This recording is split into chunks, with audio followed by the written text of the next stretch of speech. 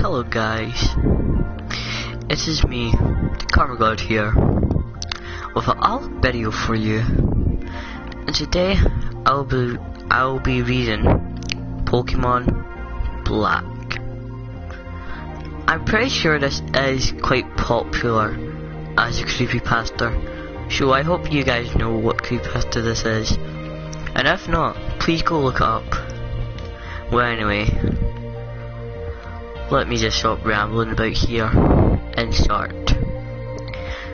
I'm what you call a collector of bootleg Pokemon games, Pokemon Diamond and Jade, Chaos Black, etc.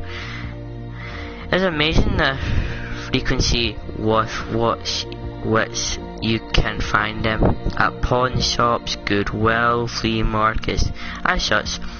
They're generally fun, even if they are unplayable, which they often are. The mistranslations and poor quality make them unintentional humorous. I've been able to find most of the ones that I play online, but there's one that I haven't seen any mention of it. I bought it at a flea market about 5 years ago. Here's a picture of the cartridge in case anyone recognises it. Unfortunately, when I moved 2 years ago, I lost the game, so I can't prove it you with some screen caps. Sorry. The game started with the familiar Nidoran or Gengar intro or red and blue versions. However, the press start screen has been altered. Red was there, but the Pokemon did not cycle through. It also said black version under the Pokemon logo.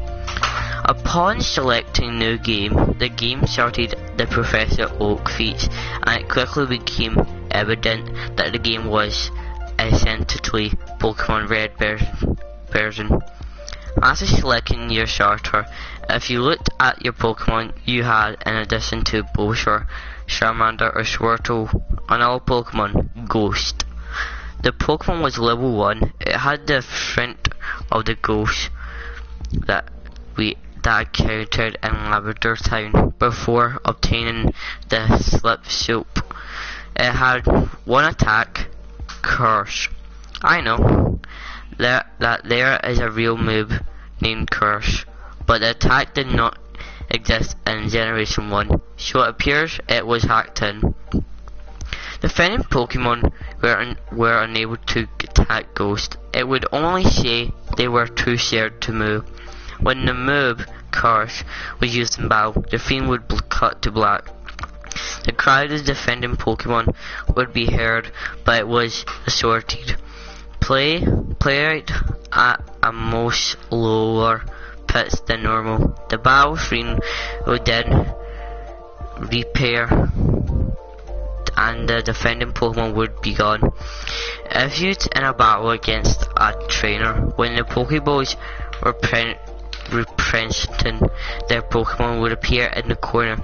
They would have one fewer Pokemon. The implication was that the Pokemon died.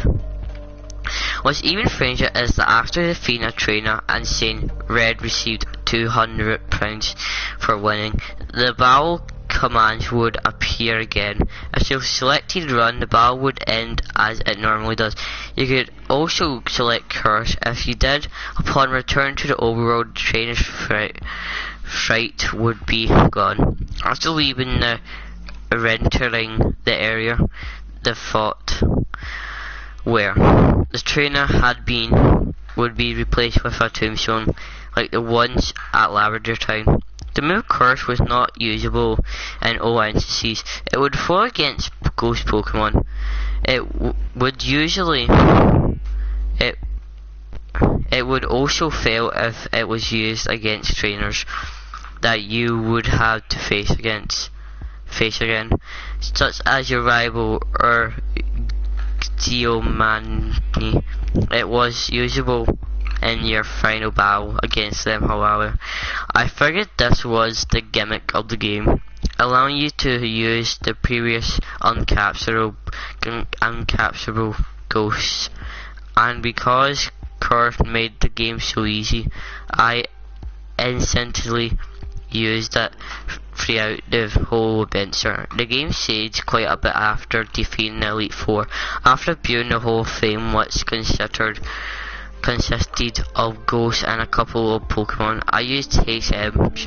The screen cut to black. A box appeared with the words "Many years later." It then cut to the lavender account. The old man was standing, looking at tombstones. You then realized this man was your character. The man moved at only half of your normal walking speed. You no longer had any Pokemon with you, not even Ghost, who up to this point had been invisible, to remove from your party.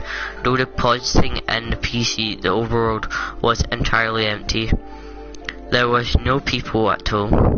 There were still the tombstones of the trainers that you used curse on. However, you could go pretty much anywhere in the world at this point, though your movement was limited by the fact that you had no Pokemon to use HMs.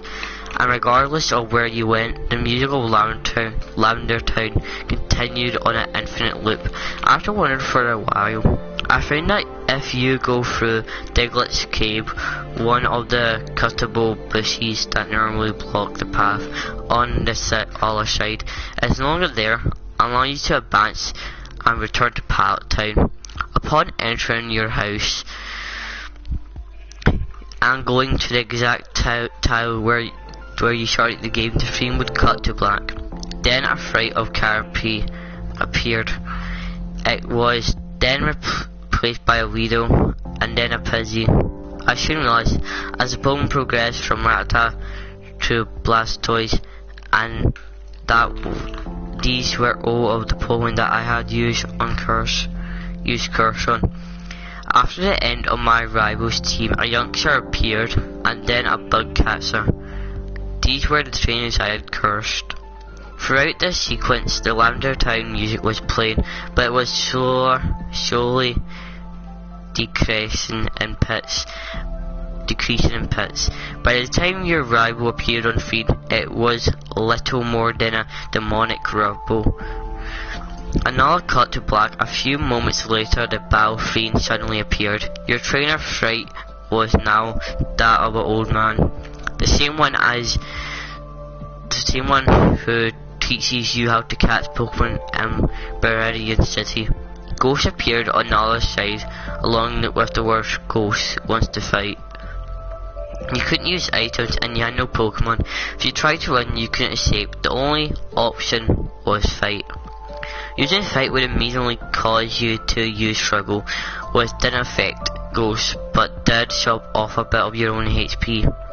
When it was Ghost's turn to attack, it would generally say eventually when your HP reached a critical point, Ghost would finally use Curse.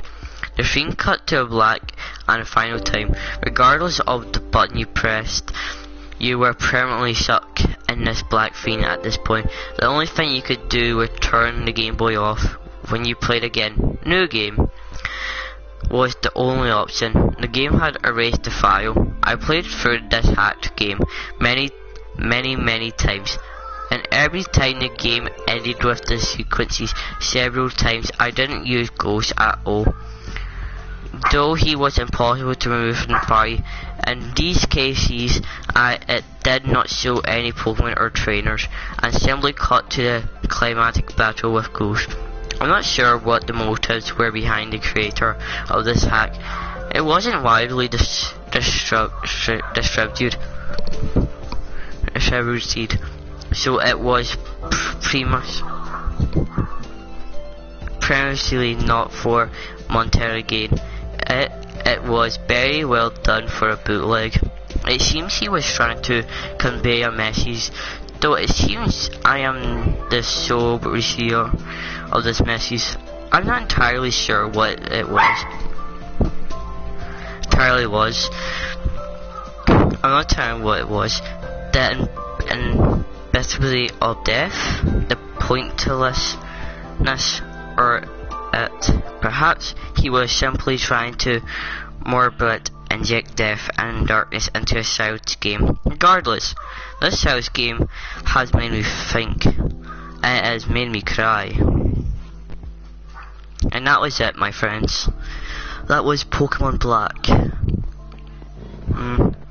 That was fun. Alright. Anyway, bye guys. It has been the Camera God here. Hope you had fun. Bye.